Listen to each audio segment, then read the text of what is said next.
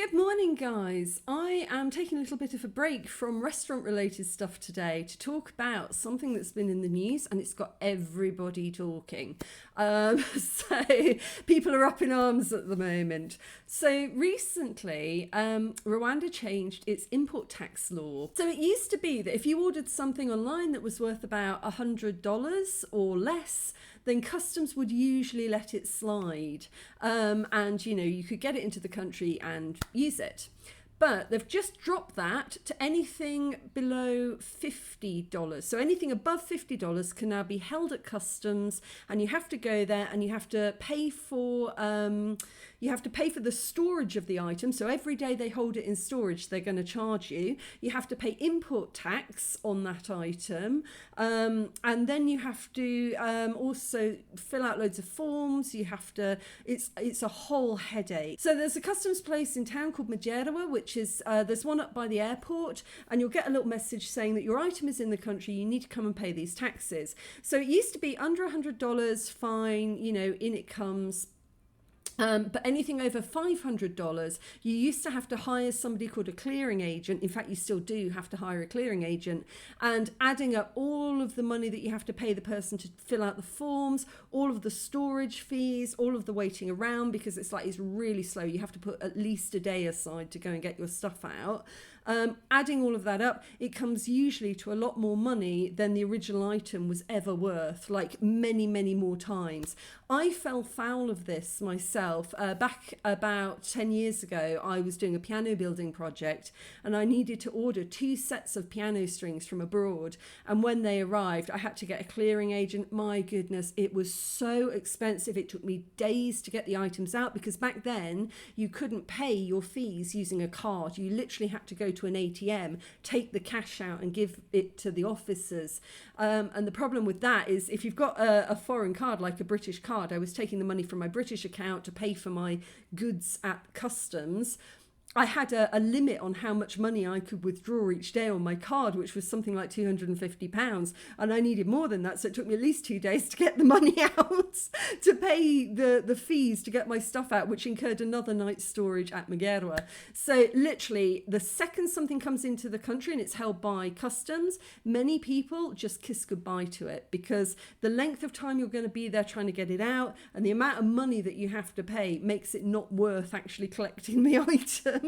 Which is good for customs because then later down the line, I guess they can just sell it. But anyway, this change in import tax has absolutely thrown people. I'm going to read through a few of the things people are saying now, and it's like people are mad about this. So yeah, it all kicked off on the 20th of April when a very well-known person in the expat community posted this message about they'd just gone to collect their stuff from Magerwa. And he said, our driver spent almost 12 hours waiting at Magerwa Customs to collect the equipment we bought from Alibaba. So this is now people are buying stuff off Alibaba, AliExpress, because it's the first time Rwanda has ever had access to online shopping. We've never had Amazon. So now Alibaba, AliExpress exists and Temu and places like that. People can actually order online and it gets delivered to your door. I mean, I've shown this in previous videos. It comes to my door. This is like witchcraft here. I mean, it takes about three weeks for anything to arrive. So you're waiting a really, really, really long time for it to arrive, but it comes to your door. It's game changing for most people. So he's saying that he bought the equipment through Alibaba. The items cost $56. Shipping was $160 because getting anything here costs an absolute fortune. First, you've got to get it overseas to the ports at Dar es Salaam or Mombasa, and then it's got to come by freight over land because we are extremely landlocked and we're in Central Africa.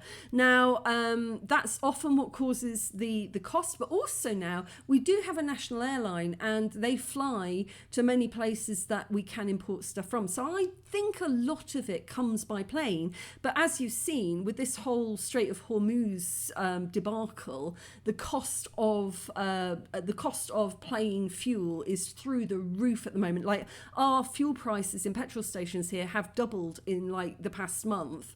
And there's been like entire things in the news about stop hoarding petrol, but people are hoarding petrol because they're afraid. They don't think that we're going to to have access to enough petrol or affordable petrol for the foreseeable future, for as long as America does whatever America's doing at the moment. So, even if it's coming in by plane, that's expensive stuff. So there is no cheap way to get things into landlocked Central Africa.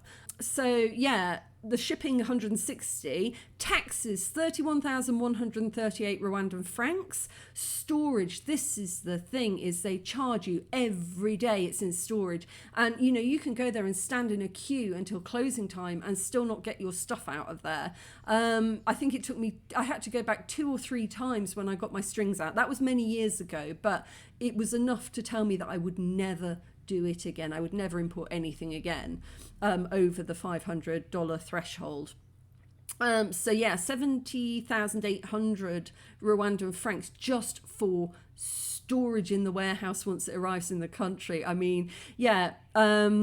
This is the interesting part though, because he's saying that even with all of that money spent on $56 worth of stuff, even with all of the added taxes and storage, it was still cheaper than buying the items in the country.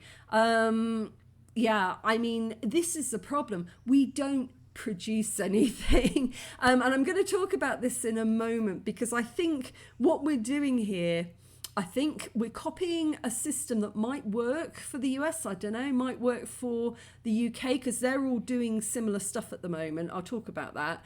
But I think we're copying their blueprint, and I don't think our economy is anywhere near the same. So I think it's having a very different effect on our economy than it is on theirs. But I don't know. I'll talk about this in a moment. Let's just see what people are saying. Yeah, this is the new laws as of March, I think. Ordering stuff from abroad has become extremely difficult as a result.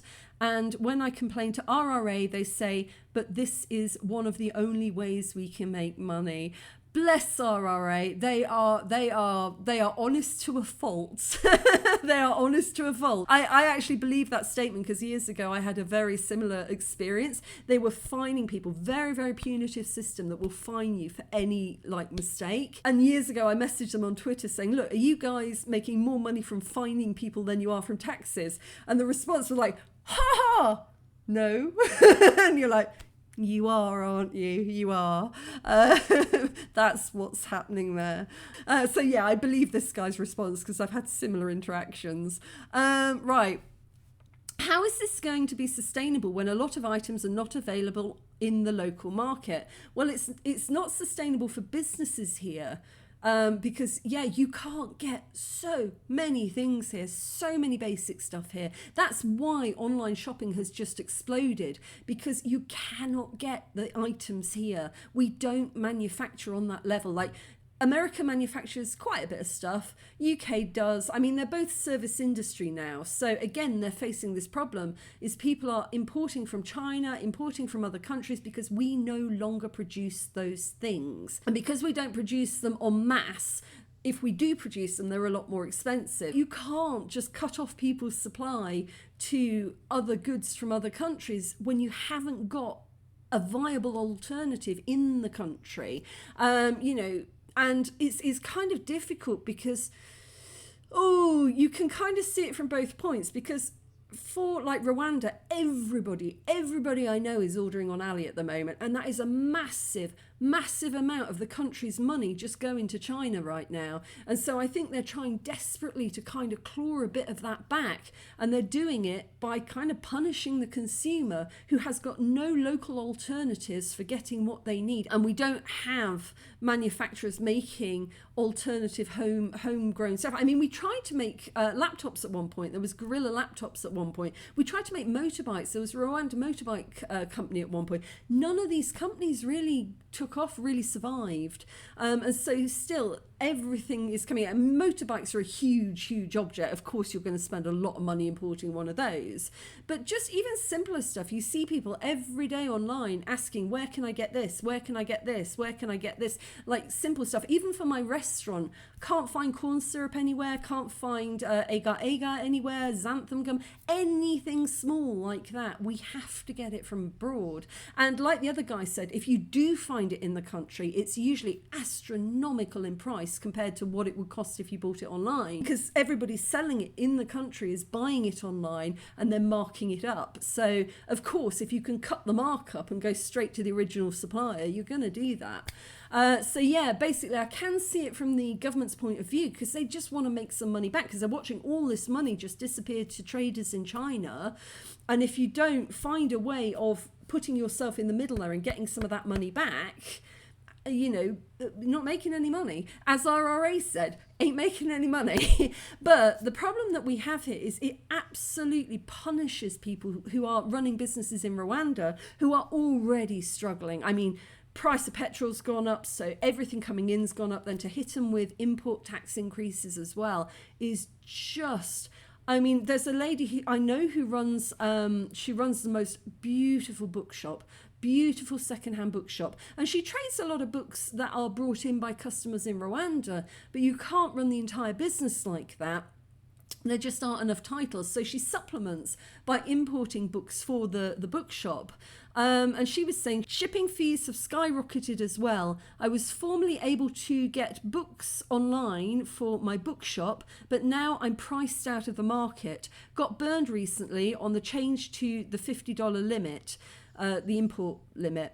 My items cost $97, excluding shipping. And then she's saying that she actually ended up abandoning the package because when you add on the customs tax, DHL fee, and all of the forms that you have to take to customs, it would have cost her much more than just taking a loss and getting my stuff when I travel next. So basically what she's saying is, as I said earlier, people are just abandoning stuff at Magerwa because it is not financially viable to go and get them out of customs. And so what she's saying is she's just going to have to, you know, bring back a suitcase when she can, next time she travels. And that is an insane situation to push your businesses into. That is so bad. You know, when your businesses cannot get what they need to survive. I mean, let's just read a couple more of these. There's a guy here saying that he got hammered like this in Belgium, is that he bought some stickers valued at €8. They were taxed at €2, and then he paid €40 in admin costs. So what should have cost him like €8 to buy would have been like €50. Like, what is this? So it is crazy around the world at the moment. He says customs duty the world over is crazy. And it's just crippling for businesses. And the problem is, like, you know, businesses in some places in the world, like, you know, in the West, might be able to absorb some of this. Businesses here, no way can we. With the cost of living rising every day, the cost of petrol, the cost of electricity doubling, like you can't sustain any of this. Like, we can't start industry, we can't start businesses if you can't get hold of the stuff that you need in order to run your business. Like, for example, UK, you know, say tomorrow that I want to start, I don't know, a tattoo business, apply online, get my tattoo certificate, then I can order absolutely everything I need on Amazon. It arrives the next day and bang, I start a business. And then I'm making money. And if I'm making money, I'm paying taxes. So you're getting the revenue from the business that now exists, that didn't exist before because it didn't have the items it needed in order to run. And same for manufacturing. When Rwanda Motorbike Company existed, I went over there once and we were talking, and they were saying that originally what they planned to do was to import the raw products and then like make everything for the bikes here in Rwanda.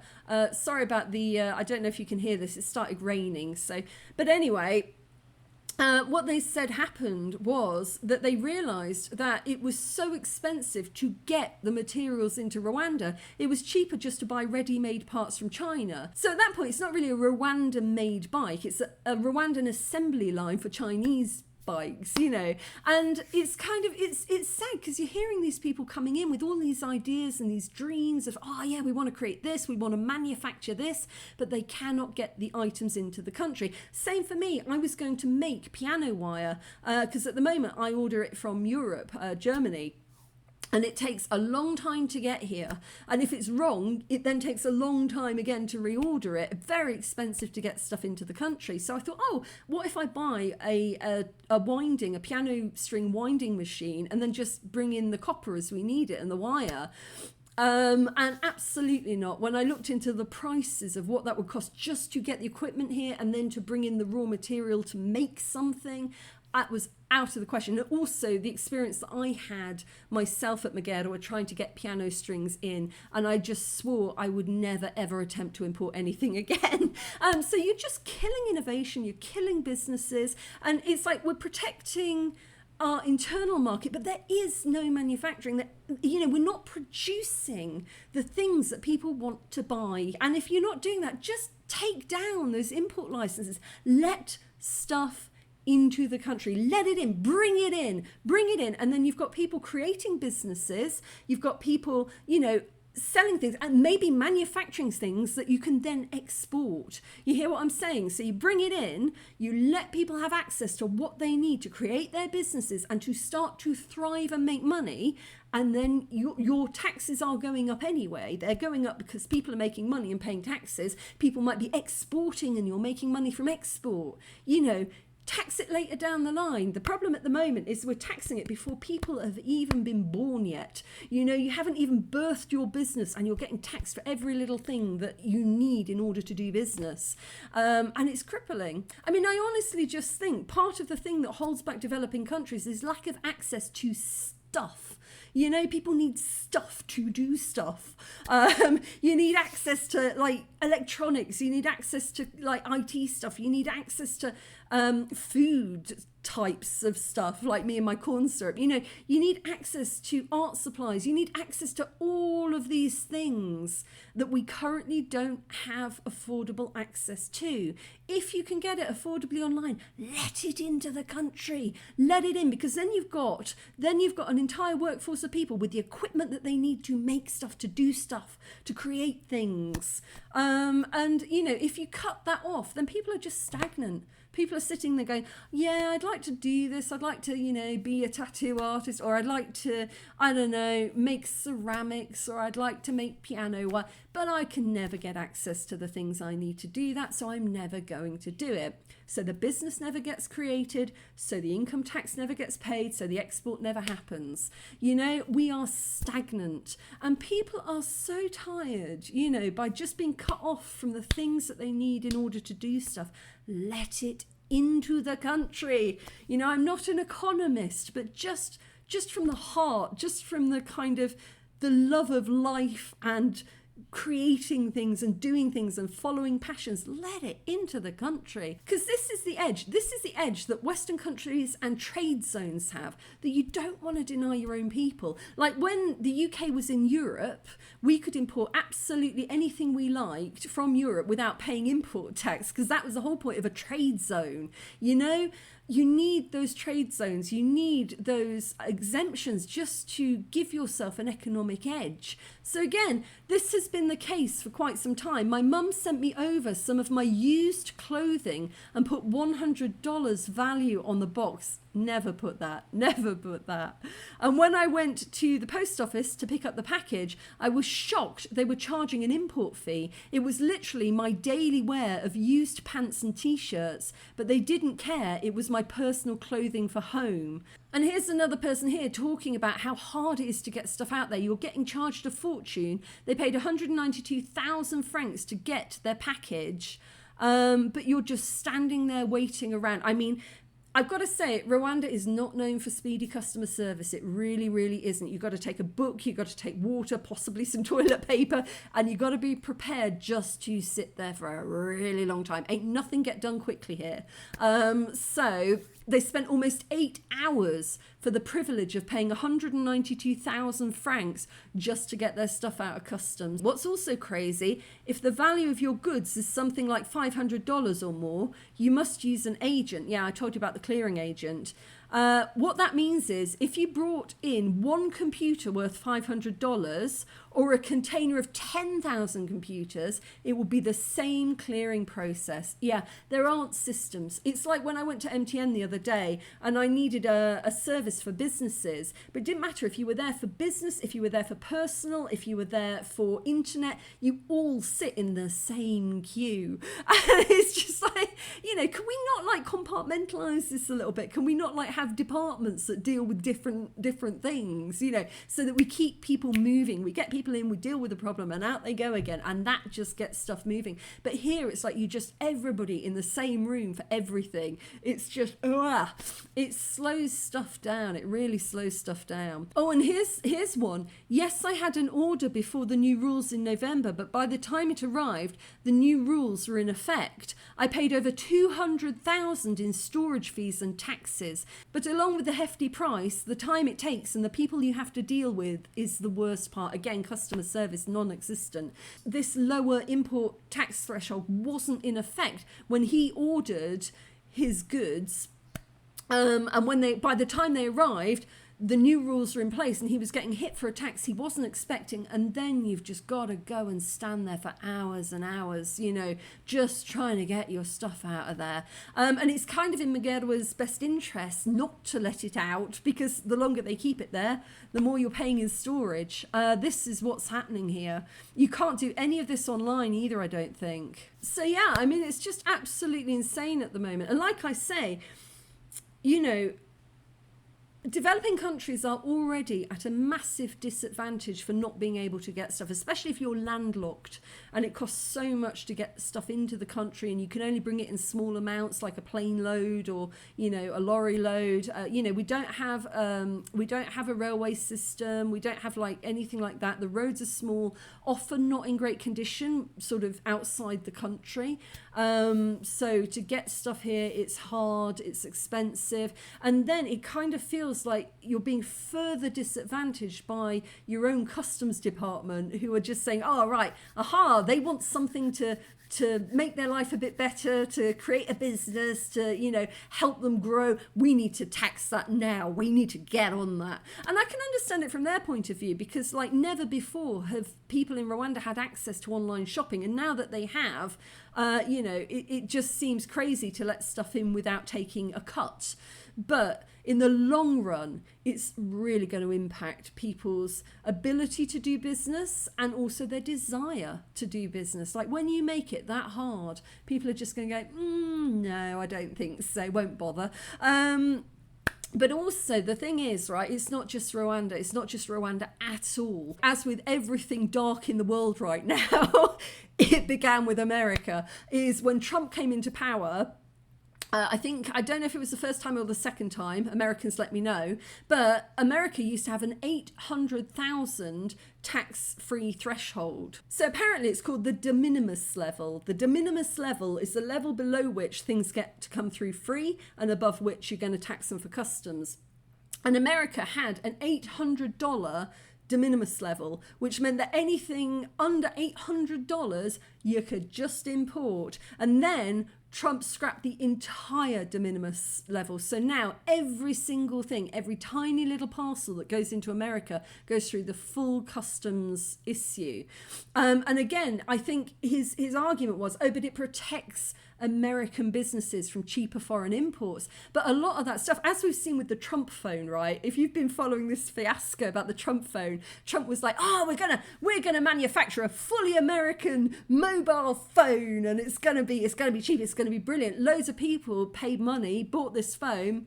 Never happened, because he suddenly realised that America can't manufacture them that cheaply, or anywhere near that cheaply, because, you know, all of the rare minerals that are used to make phones and stuff like that come from China. So it's cheaper to make them in China and ship them in than it is to try to make them in America. Although I do think America does have a lot of rare minerals or something, but they don't have the mass manufacturing capability to make those phones. And so now it seems like a lot of people haven't got the phones. I've been watching a few of these debacles where people are phoning up going like, where's my phone? I ordered it last year. And they're like, oh, yeah, yeah, it's coming. It's like, it's not coming, is it? So yeah, basically talking about scrapping the free import level to protect American businesses that cannot physically produce the stuff that people want to buy.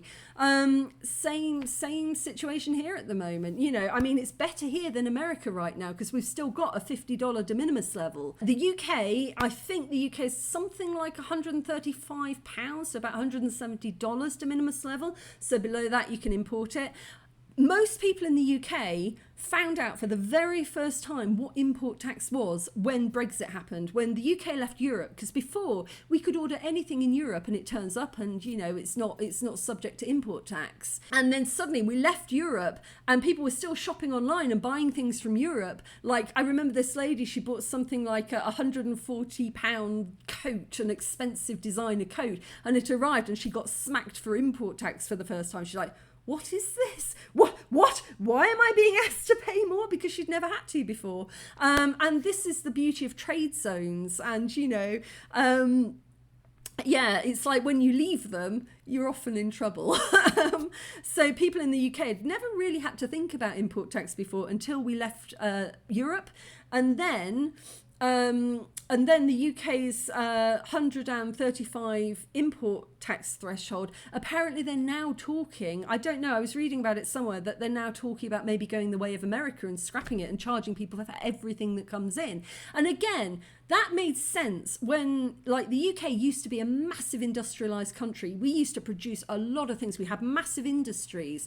But then, under Thatcher, it switched over to a service industry. And when you are a service industry, which Rwanda very much is a service industry, when you're more service than production, it hurts you. It hurts you to cut off import because you're not producing, you're not manufacturing enough of the stuff people want to buy to replace online business. You know what I'm saying? But I do understand it's difficult because at the moment all of the money in Rwanda is flowing to China because they've got the goods and they're willing to, like, ship it. You know, and so I understand needing to find some way to make some money off of that, because if not, all your money's disappearing. So I don't know.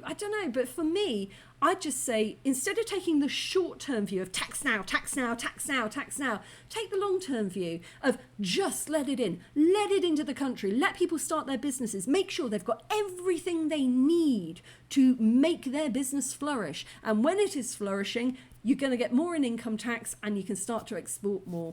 And that will be the long-term game. Just from my perspective, I mean, I'm not an economist, but just from somebody trying to run a business at the moment, you know, and just like thinking it through, it doesn't make sense to put the kibosh on businesses that are trying to begin, you know, at the point where they're still in their infancy.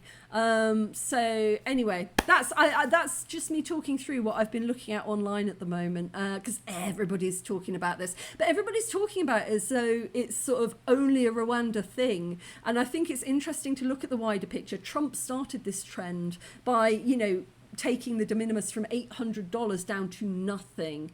If the UK follows suit, I don't think their economic policies are doing great right now. I mean, if you're looking at a thriving, like, example of fantastic economy that works for its people right now, I'm not sure you're looking west right now. I don't know, you know what I mean? So again, I always say with Rwanda, because we're developing here, we have the opportunity to do it differently, you know, to look at what's going wrong over there and try and avoid it and try and do something different. So I don't know, we'll see what happens going forward, but I don't think it's sustainable with the cost of electricity going up, the cost of petrol going up, the cost of living becoming crazy. I just don't think this is helpful to anybody right now, except maybe RRA, I don't know. But anyway, it's raining really heavy here, so I'm going to go. But let me know what you think below. Do you think that it is fair to lower the de minimis level? Do you think people should be paying more in import? How do you feel that online shopping is affecting, especially developing countries? You know, let me know your thoughts below.